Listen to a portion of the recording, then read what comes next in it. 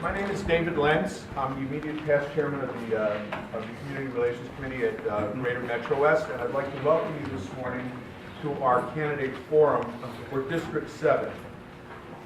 The government affairs arm of the newly created Jewish Federation of Greater Metro West covers Essex, Union, Morris, Sussex, and some parts of Somerset counties, which includes 7 different congressmen, 2 senators, and 42 legislative districts in the state of New Jersey. One of the CRC mandates is to provide voter education to the Jewish community and to encourage people to get out to vote. We want to thank Congressman Leonard Lance, to my right, to your left, and Assemblyman Chivukula for taking the time to be with us here today. Before we begin, of course, there are many noteworthy people, and I have to mention them. I'd like to thank, first of all, the director of our CRC, Melanie Roth, who's running around, and without whom these things just don't happen. Our CRC chair, my successor, Gordon Haas, couldn't be with us here today, and the leadership of our CRC Government Affairs Committees, who are seated to my left, Ken and Janice, who will be asking several of the questions today as well. Stanley Stone, our executive director of the new Greater Metro West Jewish Federation, has helped greatly in pulling this together, especially since he comes from this community. I would like to thank Mara Gelman and Hillary Levine of the CREC staff, they're wandering around somewhere in the back, for pulling the event together this morning. I'd also like to thank our partner organizations who co-sponsored this, and without whom it would not be possible. JCC of Central New Jersey, the building that we're in now, AJC of the New Jersey Region, Anti-Defamation League New Jersey, the Jewish Federation of Greater Middlesex County to our south, Jewish Federation of Somerset, Hunterdon, and Warren counties, the New Jersey National Council of Jewish Women, New Jersey State Association of Jewish Federations, the New Jersey Region of Port America. Now, I'd also like to make mention of the fact that our Union County freeholder, Al Mirabella, is here this morning. Al sitting in the back. Another one of our Union County freeholders, Muhammad Jalla, is here this morning. You can clap, it's okay. They're not running for anything right now, so we're not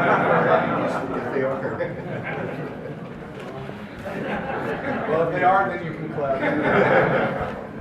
Jeff Slocum, who's not running for anything, but he's the director of our ADL, is here. I just saw him in the back. Stanley Stone, if I'd like to just mention that you're here, our executive director of the Greater Metro West United Jewish Communities. Susan Cohn, who's the NCJW State Policy Network chair. She's here somewhere. She's out in front. Out in front, okay. Let's move to the format of this morning's debate because I'd like to get to the speakers before much longer. The questions will be asked, as I mentioned, by our CRC Government Affairs co-chairs Ken Rotter and Janice Schindler. They have, both of them, extensive experience in the government relations field. Here are the rules. Each candidate has 3 minutes to make opening remarks, and the candidates will speak in alphabetical order based on their last name. That means that Assemblyman Chivukula goes first, and U.S. Representative Lance goes second. During the question and answer segment, the candidates will be asked questions that will encompass both federal and domestic issues. Each candidate will have 90 seconds to answer each question. The questions will be asked in round-robin format. The other candidate will have 90 seconds maximum to articulate their own views and point out the differences with the other candidate's position. Each candidate will be given 2 minutes to make a closing statement in reverse order. You were each provided with an index card. I know some of you have written down questions already. If you haven't, that's fine. Write on the cards any issues or questions you want to have addressed. I will tell you that if the candidates have already addressed that question, it's much less likely that we're going to go over the same thing again. So if there's something you see that the candidates have not touched on or you believe needs a follow-up because they haven't addressed adequately, that probably has a better chance of getting asked rather than repeating questions that have been asked already. In the next 10 minutes, we will collect the cards, or as the questions are going on and the answers are happening, we will vet them, as I said. We will make sure that the questions are appropriately formatted and that we're not covering the same material again. We do have a timekeeper, Marty Schwartz, who's seated right in my front. He will be holding up a sign to let the candidates know when they have spoken for 60 seconds and when time is up at 90 seconds. And we'll ask each of the candidates to stick to that time. Those of you who have sat through committee meetings with me know that I am ruthless about cutting people off at the end of their allotted time, and we will make no exceptions here. And although I kid about it, it is important for the integrity of the presentation this morning that we get to as many questions as we can, that one candidate not feel that they have more time than the other candidate, and that everybody keeps to the rules. So when Marty holds up the sign, candidates, I ask that you try to keep to them to the best of your ability. I'd also let I'd like to let the audience know that videotaping of any kind, including on your cell phones, is not allowed during the debate. That's not the purpose of the debate. There are to be no YouTube videos following the debate running around, and we ask that you honor this request. If you do have a cell phone with you, as I do, please put it on silent. It would not be fair to either candidate to have ringing cell phones while they're in the middle of a response. I'd like to now introduce both candidates to you. It's my pleasure to introduce Congressman Leonard Lance, who was elected to the United States House of Representatives in November 2008 and re-elected to a second term in November of 2010 to represent New Jersey's 7th Congressional District. The 7th District includes parts of Hunterdon, Middlesex, Somerset, and Union counties. Prior to coming to Congress, Lance served as a member of the New Jersey State Senate beginning in 2002, where he represented the 23rd Legislative District. He's held the position of Minority Leader in the Senate from 2004 to 2008. Congressman Lance was sworn in as a member of Congress on January 6, 2009 and was appointed to the House Financial Services Committee, where he worked on a wide range of issues relating to the financial services sector and the American economy. In 2011, Congressman Lance left the Financial Services Committee and has been appointed to the House Energy and Commerce Committee. Before his election to the State Senate, Mr. Lance served in the New Jersey General Assembly for 11 years, from 1991 to 2002, where he chaired the Budget Committee. As a member of the state legislature, Lance led the fight against borrowing without voter approval. In 2004, he successfully sued Governor James McGreevey on the issue before the state Supreme Court, and in 2008, New Jersey voters approved the Lance Amendment to the state constitution, which requires all future borrowing to be approved by the voters. Lance also authored the successful effort to require funding for open spaces, and he was the prime sponsor of the measure that established funds for the New Jersey Cultural Trust. Leonard Lance was the third generation of his family to serve in the New Jersey State Legislature, following his great uncle, H. Kiefer Lance, and his father, Wesley Lance. Lance was born in 1952, so was I, and raised in Great year. Great year. And raised in Hunterdon County, where I've never lived. So, it's also my great pleasure to introduce Assemblyman Chivukula.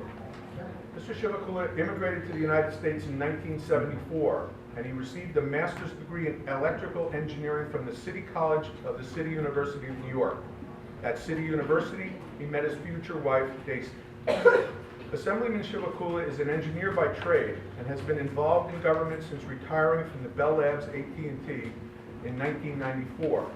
He was appointed to the New Jersey Board of Social Work Examiners, where he served until he was elected to the Franklin Township Council in 1997. He served as Franklin Township Councilman and Mayor until his election as an Assemblyman in New Jersey's 17th District, where he has served since 2002. He was a member of the delegation to the Democratic National Convention in 1996, 2000, 2008, and 2012, and he was an alternate delegate in 2004.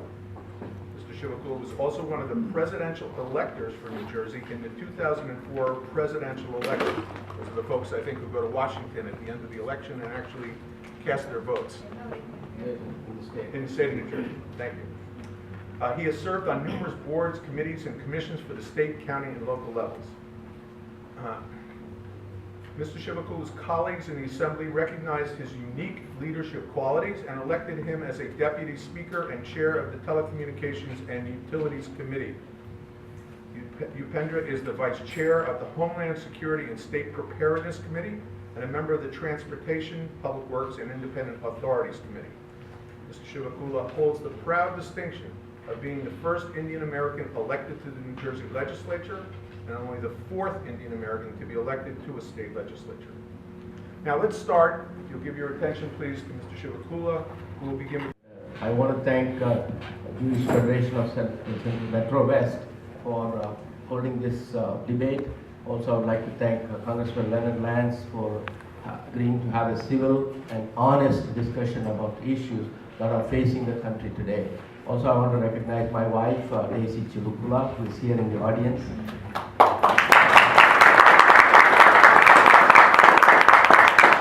When you're listening to the introduction, thoughts, what a great country America is.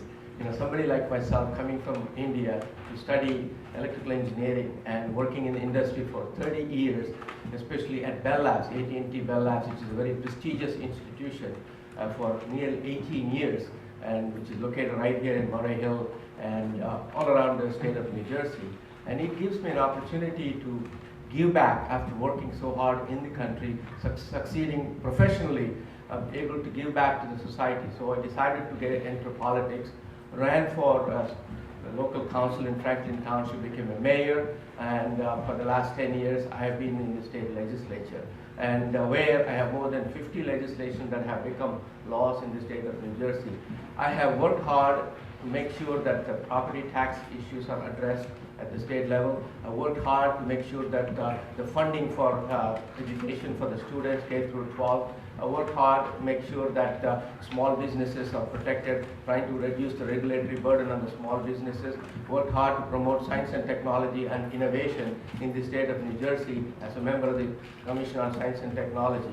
And I have been working very hard, and I look at the Congress which is broken. This is the least productive Congress that Leonard Lance is a member of, which has 7% approval rating, and they haven't passed any legislation, created a gridlock. And here we are as a situation in the United States that we cannot pass a balanced budget, we cannot overcome the fiscal cliff which is created by the Tea Party. Congressman Leonard Lance, best way to describe him is Lance 1 in the legislature, which is all kudos, and Lance 2 is in the Congress. So I think the reason I'm running for Congress is to make sure that I stand with the people of New Jersey, especially District 7, making sure that they have the same opportunities that I had to get through my life and make sure that I have opportunities which I have received. I want to give it back to the community and the children of the state of New Jersey. And I want to stand with the women, with women's health care issues are under attack. I want to stand with senior citizens who are afraid that their health care will be converted into voucher care. I want to stand with the veterans because their funding has been cut. And if you look at this, I want to stand with the small businesses whose funding is also cut. Thank you.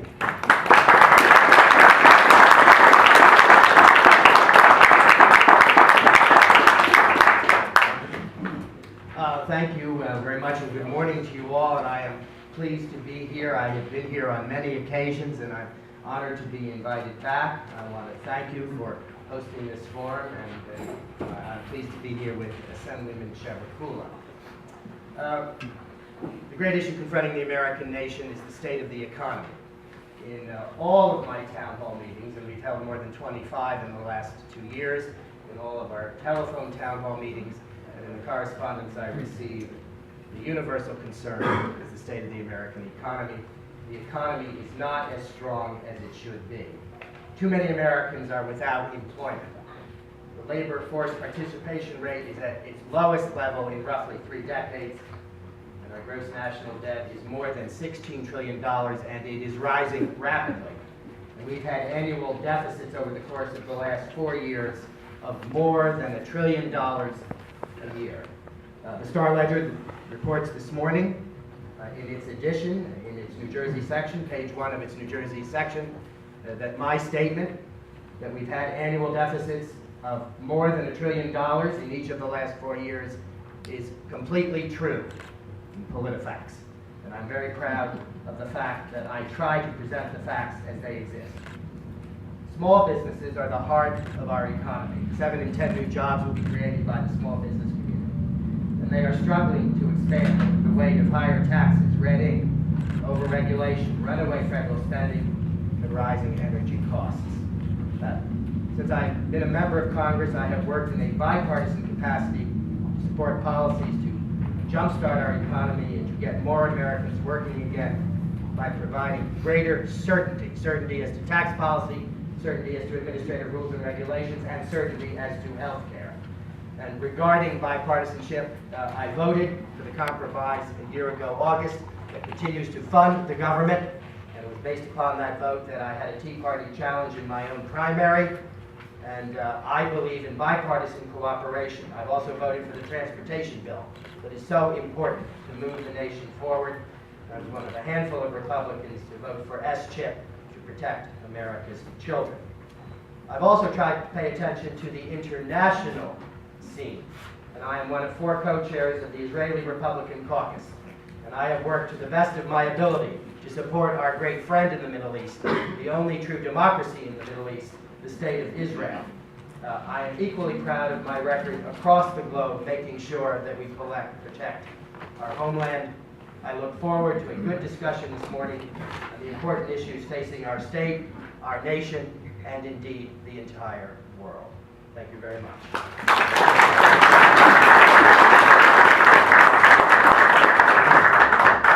Just a couple of notes.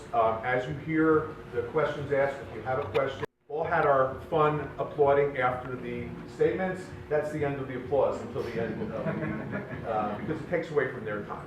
So hold your applause to the end. There will be closing statements, and there might be an opportunity if we finish on time for the candidates to remain for a few minutes, and you might ask them privately some questions, or if not in this public forum. So let me ask Janice to get us started, ask the first question, and we'll take it from there. Thank you. We understand that all solutions to the debt crisis require shared sacrifice.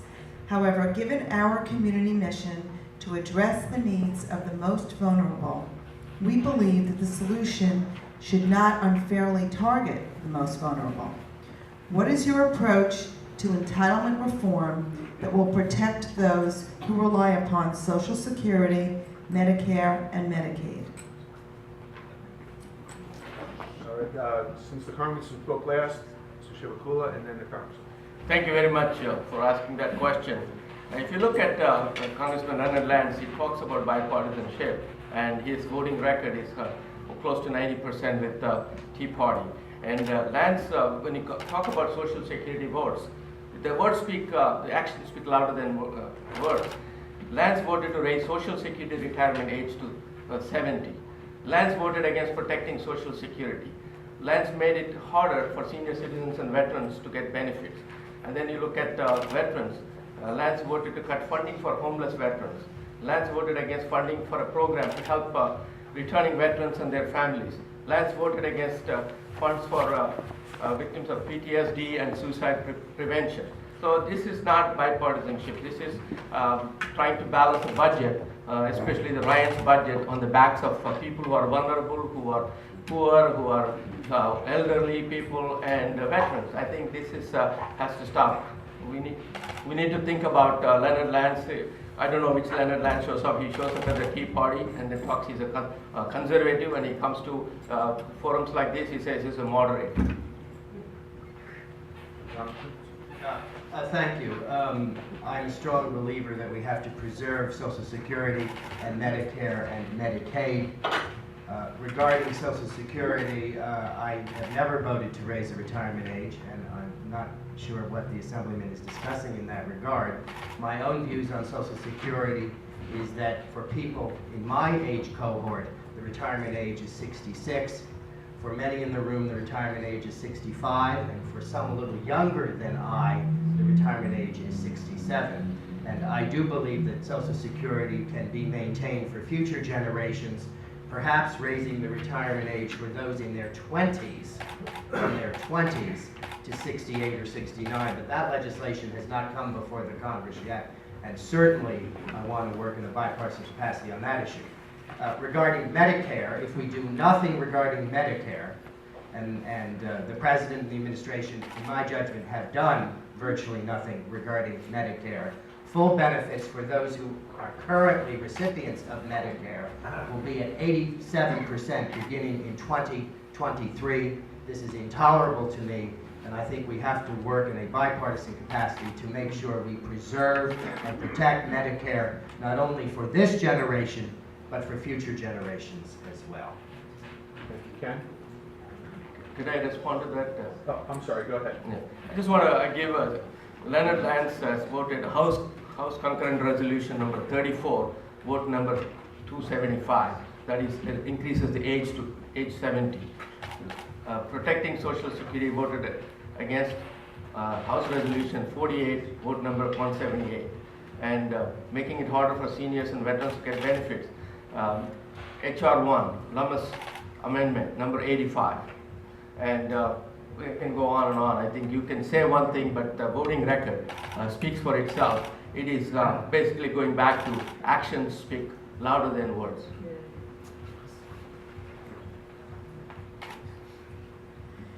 It seems that Iran may be only months away from having enough fissionable material to make a nuclear bomb. Do you view Iran as an existential threat to the future of the state of Israel, the U.S., and the region? How much time do you feel we can give sanctions the chance to work? What do you think the United States should do to prevent Iran from developing a nuclear bomb? Yes, thank you. I am a very strong supporter of the sanctions that have been put into place, and I would have put them into place earlier than was the case. And this is an example where the Congress worked together. This was true when Mr. Berman of California was the chairman of the Foreign Affairs Committee, and it's true that now that Congresswoman Ross Layton of Florida is the chair of the Foreign Affairs Committee. And we in Congress wanted to put those sanctions into place earlier than they were. I'm relieved that the sanctions are now in place, but I wish that the administration had agreed with us in Congress to put them in place earlier than they were. If Iran were to develop a nuclear weapon, it would be an existential event, harmful not only to our great ally in the Middle East, Israel, but to other Arab nations as well, particularly to Saudi Arabia and to the entire world. I hope that sanctions will work, but I take nothing off the table. The administration has announced yesterday that there will be negotiations with Iran after the election. I certainly would have preferred sanctions earlier, and under no circumstances should Iran be permitted to develop a nuclear weapon. And here I agree with Congressman Leonard Lance, because I have been to Israel 2 times. I was in 2005 and 2010 to visit Israel. It's the greatest friend we have in that region, and we need to work hard to protect the safety of security of Israel. And Iran issue is not just a United States issue, it's a global issue. We need to make sure that Iran will never have nuclear weapons, and we need to have the sanctions, make sure harsher sanctions, and look at all the other opportunities that we can take advantage of, so that way Iran will never become nuclear. It is detrimental to the entire world. Janice? At the local level, our community is mobilizing to end human trafficking, a form of modern-day slavery. Last spring, the House's version of the Violence Against Women's Act eroded the Act's ability to protect women, children, and elderly victims of crime, and removing some protections for immigrant victims of abuse and crime, and subjecting some to deportation when they report a crime, including the crimes of human trafficking and sexual slavery. What is your stance on the version of the bill passed by the House? And as a member of Congress, what specific steps would you take to end human trafficking? In the state legislature, I have got the 2 legislations passed. One is the human trafficking issue, increasing the fines and having the local jurisdictions to have control over that. Also, I have another legislation, international matchmaking legislation, which is making sure that people who are brought into this country, their rights have been explained, and then do background checks on the companies that are bringing people into this country. And when you look at Congressman Leonard Vance, there was a vote, he voted against funding Violence Against Women's Act.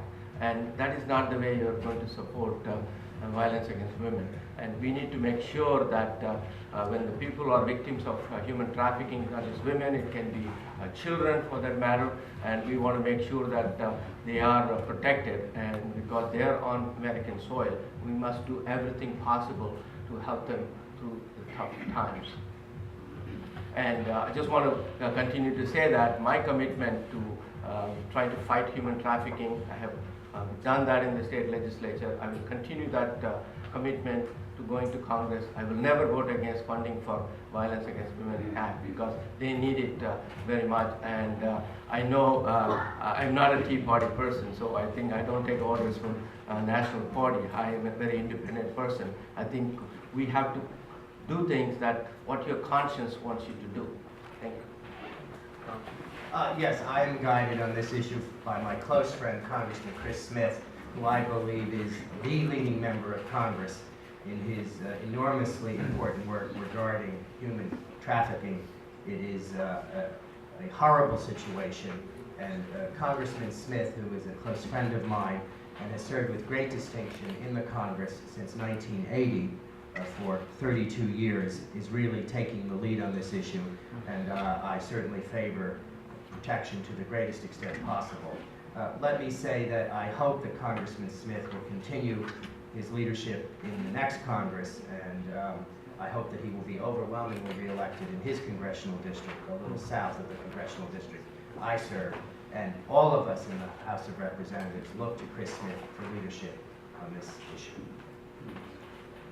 Okay, just remember that you've heard 3 questions now that dealt with budget, human trafficking, and Iran, so you get a sense of the questions we're asking. If you do have questions, hold up your index card, and someone will be around to pick them up. Okay, next question. Thank you. New Jersey is expected to grow to 1.8 million by 2028. Are you in favor of reauthorizing the Older Americans Act? How do you propose to find necessary funding streams for specific programs and projects, such as naturally occurring retirement communities and aging in place, which have proven to keep seniors healthier and safer for a longer period while costing the government less money? And this is in the absence of earmarks. Yes, thank you. Yes, I do favor reauthorization. And regarding naturally occurring retirement communities, I have worked with this fine group here on that area, as your leadership certainly knows. Studies show that organized aging-in-place services can be highly cost-effective because they prevent or delay the need for more expensive care by allowing senior citizens to stay in their residence longer. And this means that senior citizens do not have to go into nursing homes or continuing care facilities to the extent that would otherwise be the case. And I have seen firsthand how these programs have worked and have worked here at this location. For more than 8 years, the NORC program has been of great benefit to the community here in Union County. And NORC here delivers meals to senior citizens, provides seniors with transportation to doctor's appointments, and does a host of services that I support. That is why I am proud to have secured more than $500,000 in federal funding for NORC programs based upon your wonderful work here, and I will work with my friends and colleagues in Congress to try to continue that program in a post-earmark world. Senator? I have been a great supporter of senior citizens. You can look at my track record in the state legislature, especially when senior citizens work all their lives and their golden years. So they have to go through tough times and going through the aging process, and we need to encourage investment in the assisted living. Programs have been cut tremendously, and we want to make sure that we continue that commitment because they need the help, whether it's ALS, MS, whatever the cause for the aging, we want to make sure that the funding for the assisted living and long-term care facilities continue to exist. And of course, there is when you look at a fiscal cliff where every program is on the table to be cut, and there's going to be a very serious situation that is going to be coming if we don't make sure that we protect the senior citizens and the vulnerable population. Thank you, Ken. Or Jens. Our health and social services providers rely on many programs funded through annual appropriations. Neither they nor the federal agencies that administer these programs can adequately and responsibly plan for and ensure services are delivered to vulnerable populations in a timely and predictable manner, especially when annual appropriations are delayed for many months past the beginning of the fiscal year. What would you do to ensure that one of Congress's key and mandated responsibilities is carried out in a more timely fashion? And what steps will you take to restoring the art of compromise and civil discourse of our country? Well, I think, I'm not in Congress yet, but I think I have proven that I can work across the aisle with both Democrats and Republicans. I voted for a Christie budget, the first budget. And I think when you look at Congress, it's the least productive Congress in over 100 years. And one of the reasons being they think that compromise is a dirty word.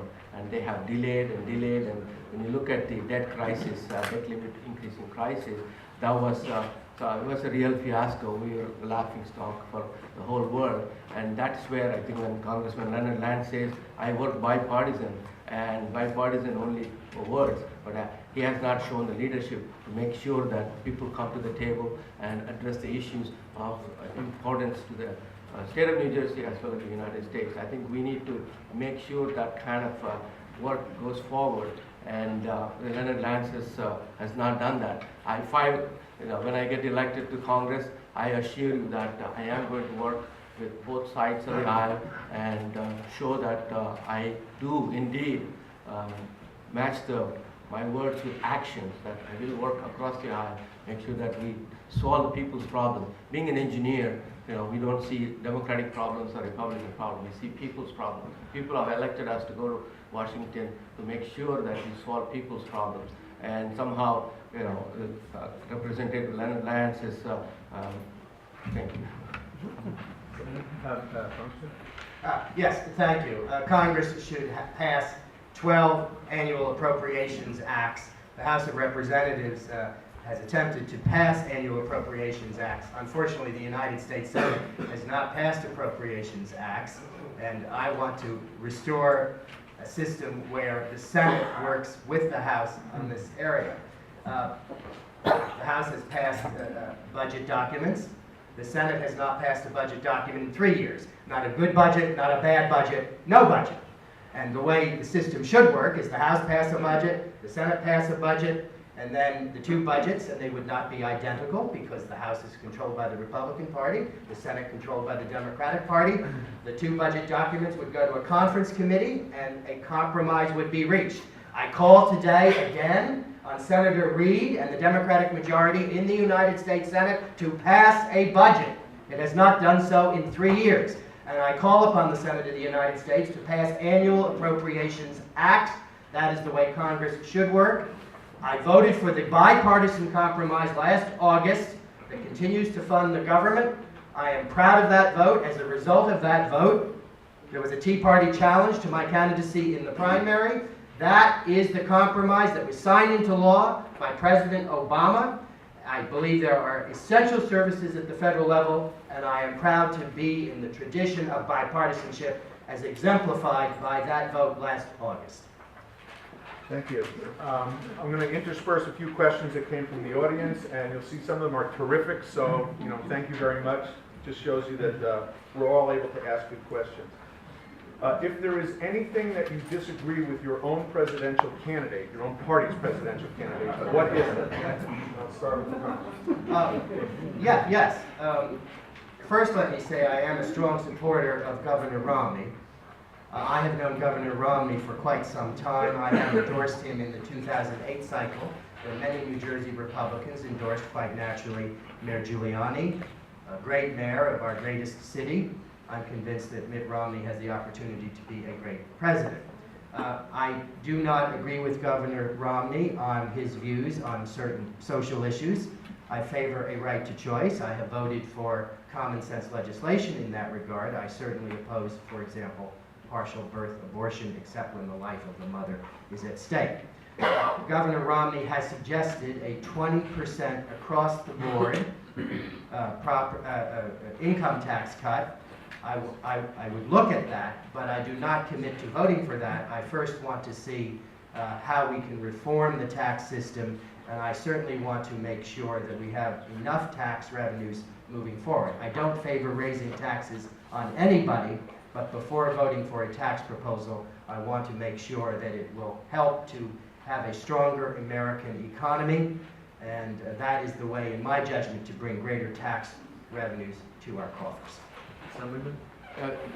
President Obama has done a great job when he inherited a tremendous debt, because we were fighting two wars using credit card, and the unemployment rate we were losing millions of jobs. And he tried to restore order and trying to bring the unemployment rate below 8%. And he has to do more and continue that path.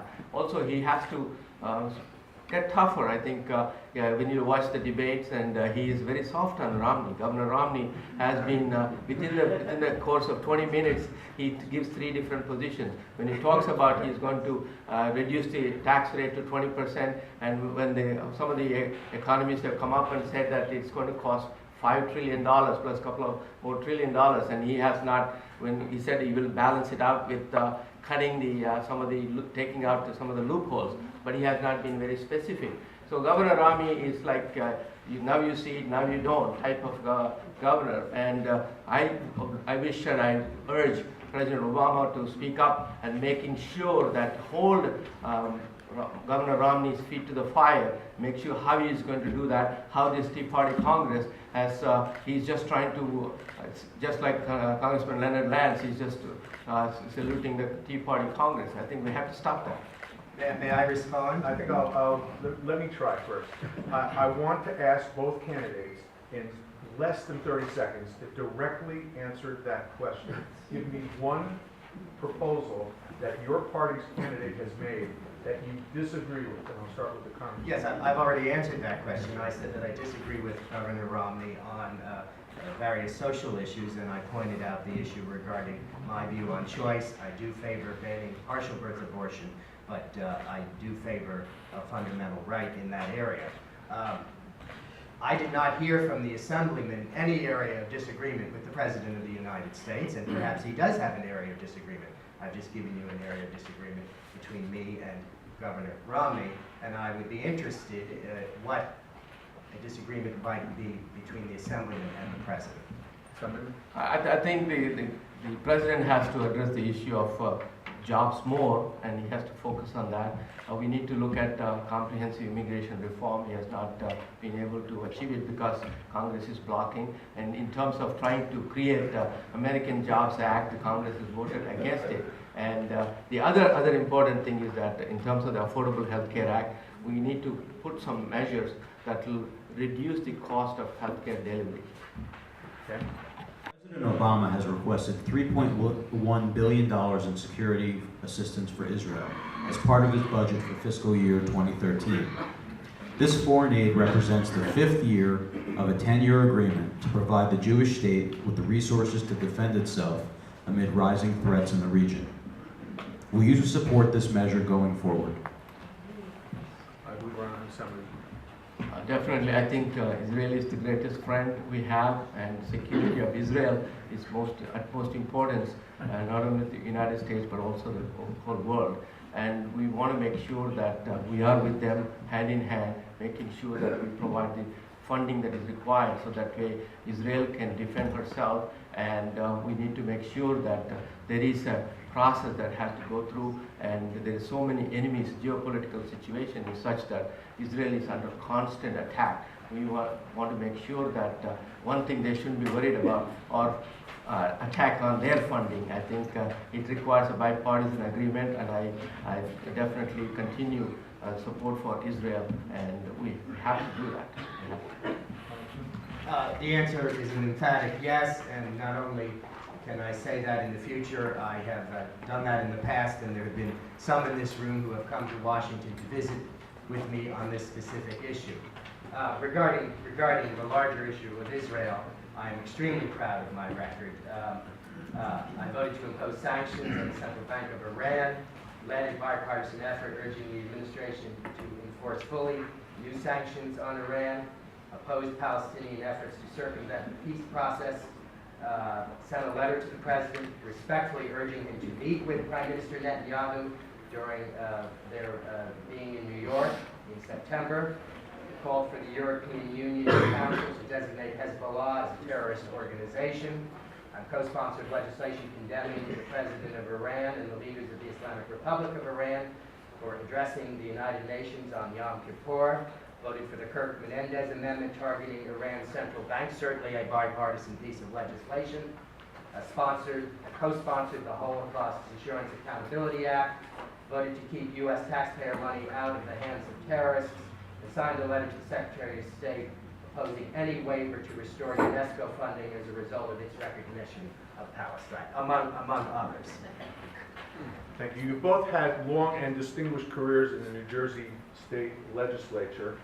Do you support the right of gay or lesbian couples to marry? I believe so. I believe that should be a decision that should be made at each state capital and not at the federal level. And I have been an opponent of a constitutional amendment at the federal level that would state marriages between a man and a woman. I do not want to place that in the Constitution. There are some in our party, in my party, who would do that, and I am emphatically opposed to that. I think that this is an issue best left to each state capital, to the members of the state legislature in New Jersey. And Governor Christie has proposed that this be placed on the ballot. Others in the legislature believe that it should be decided legislatively, and I would leave it to state leaders in our state legislature. Some states have done this, and other states have not. I would make that a decision for each state at the state capital level, but I want to be clear that under no circumstances do I favor placing in the United States Constitution an amendment that would prohibit states from deciding this issue on its own.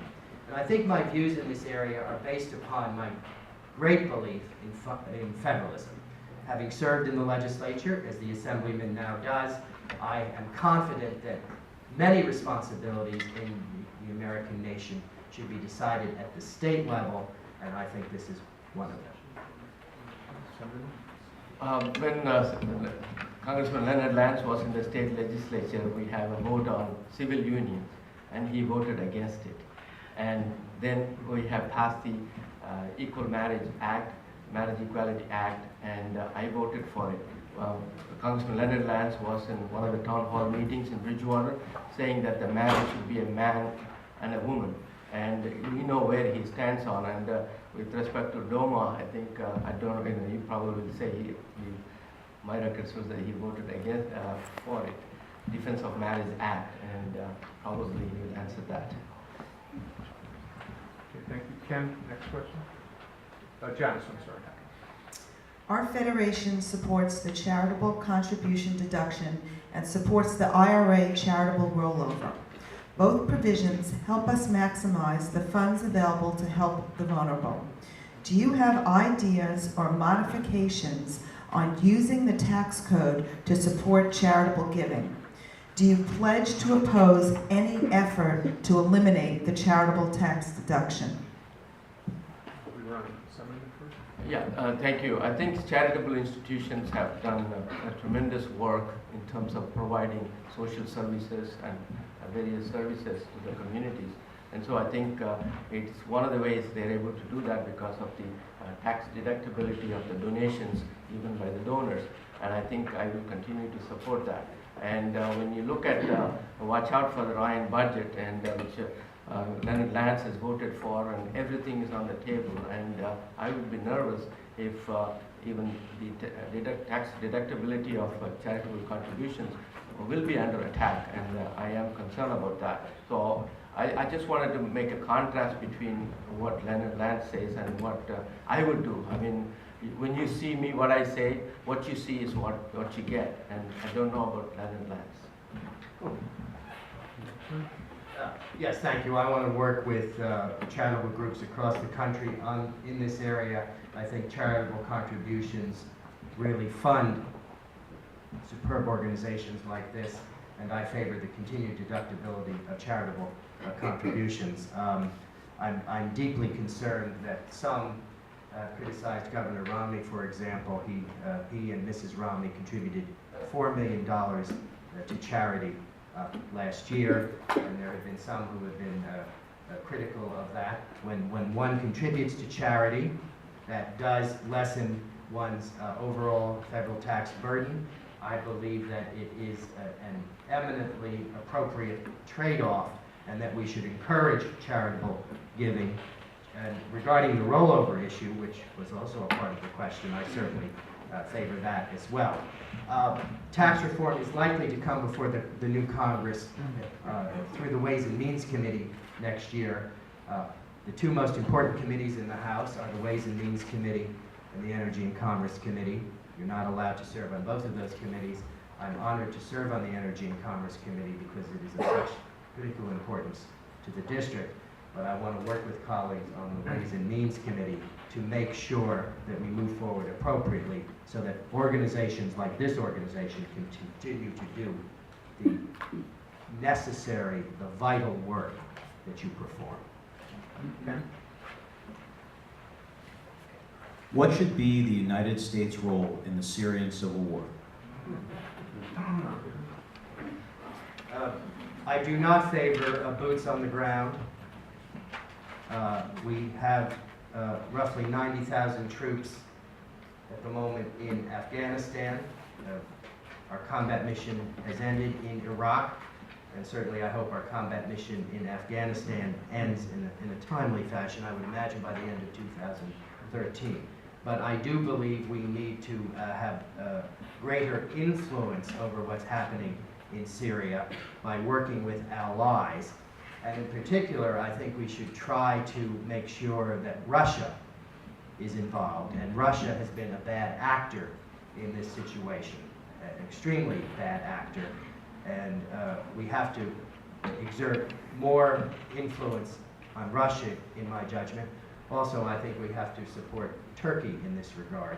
And let me say that I call again today, as I have done before, for the removal from office of the terrible dictator in Syria. And he is killing his own people, thousands and thousands of people. And thank God we live in a country where we have regularly scheduled elections where we can elect our own leaders. And certainly the United States has to take the lead with others, but I would encourage the administration, this administration, and a potential new administration to put much greater pressure, particularly on Russia.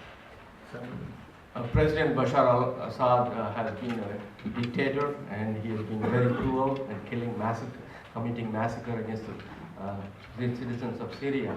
I think we cannot stand by and watch that, because we need to come up with a bipartisan solution. It's not a political issue. It is, we work with the different nations, whether it's Russia, with China. We need to make sure that there is peace there. There's a transition to peace, because the threat to what is happening in Syria can spread across, as you have witnessed what happened in Turkey. And we have to take stronger actions, and I think we are not doing enough in terms of we need to do more, so that way we have restore some kind of a peace, in the sense that the citizens, innocent civilians, innocent children, men and women are not killed. And I think the United States has been stepping in, but I don't mean that we have to go in on the ground with the troops. But I think what we need is that we need to get other countries to come along and stop Syria and the Syrian president from killing innocent citizens of Syria. Question from the audience. Do you favor tearing up the Dodd-Frank legislation and starting all over? I think there's different opinions about Dodd-Frank and how it deals with the large banks. I think there are amendments that can be brought forth because we want to, it is about, if 62% of the capital is held by few large banks as opposed to small banks, I think we need to bring about some kind of equality in that you may have to increase the capital requirements, capital to debt requirements you have to bring about. And I don't think, unlike the Tea Party approach where you want to throw the baby with the bathwater, we need to figure out what aspects of the Dodd-Frank have worked, what have not worked, and then we have to go and amend it. And repealing is not going to, it's going to create the same problem we were in the year 2006. And we cannot afford to go back and go to another bailout for large financial institutions. Yes, thank you. Certainly I favor modification. I did not vote for the legislation because it institutionalizes too big to fail. And I think ultimately it will constrict credit lending to consumers and small businesses. Also, the legislation does not fully audit the Fed and does nothing to rein in housing giants Fannie Mae and Freddie Mac. And I think Fannie Mae and Freddie Mac were at least partially responsible for the meltdown in 2008. I have called for an honest and accurate accounting of Fannie Mae and Freddie Mac, and I've also voted to audit the Fed. That was very much a bipartisan vote.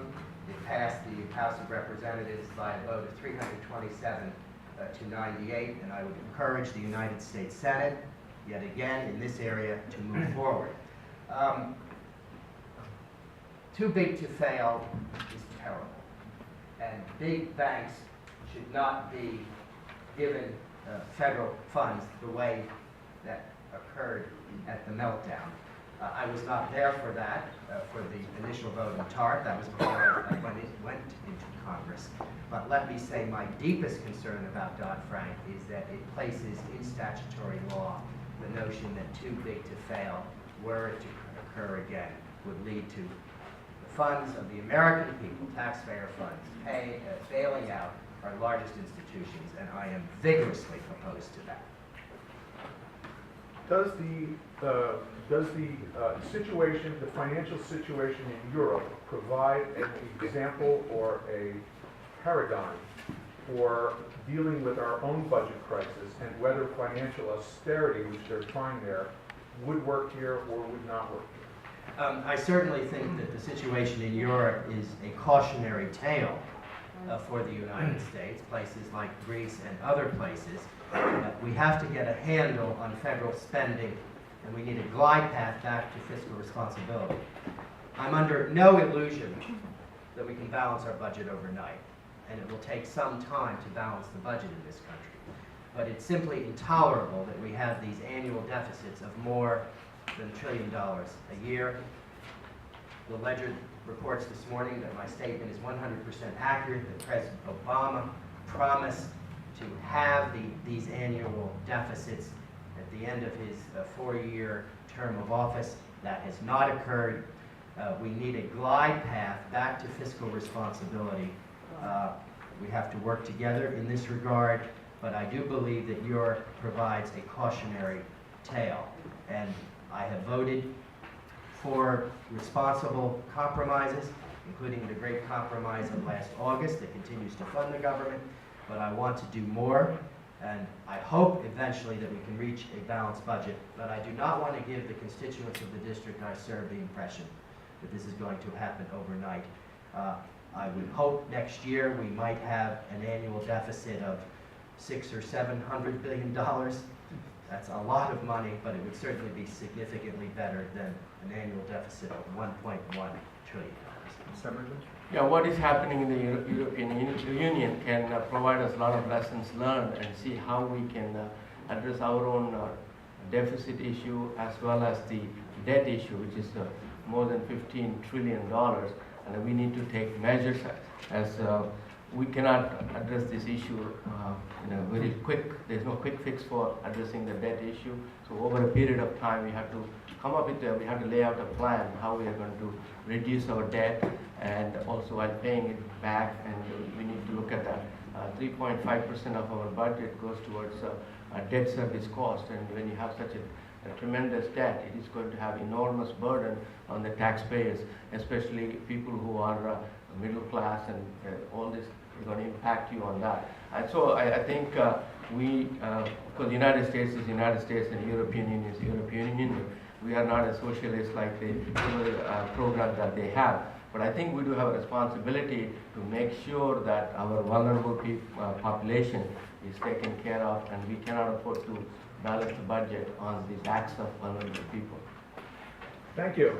It's 11 o'clock, and it's the time I promised that we would be done, and I'm going to keep to my promise, although I'm not running for anything.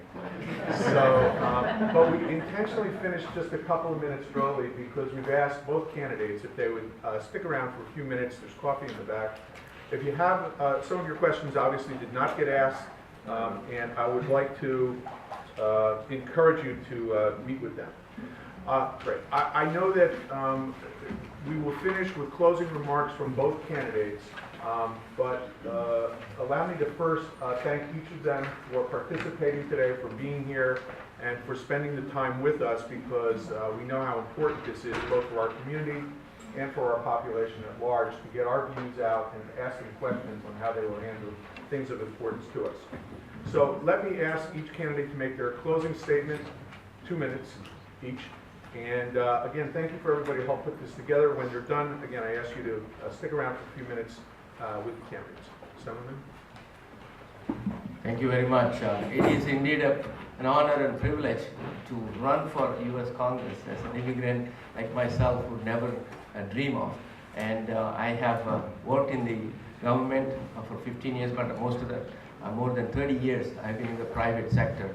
I know what it is to be middle class. I know what it is to go without a pay raise. I know what it is to lose a job and work hard to find the next job.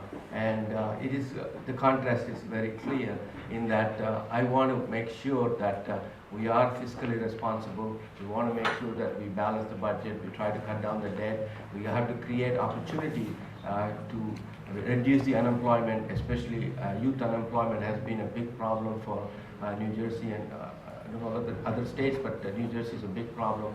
We need to think about people who are unemployed. Not only that, we have to think about people who are underemployed and people who have given up. So we need to think about investment and try to see how we can grow the economy.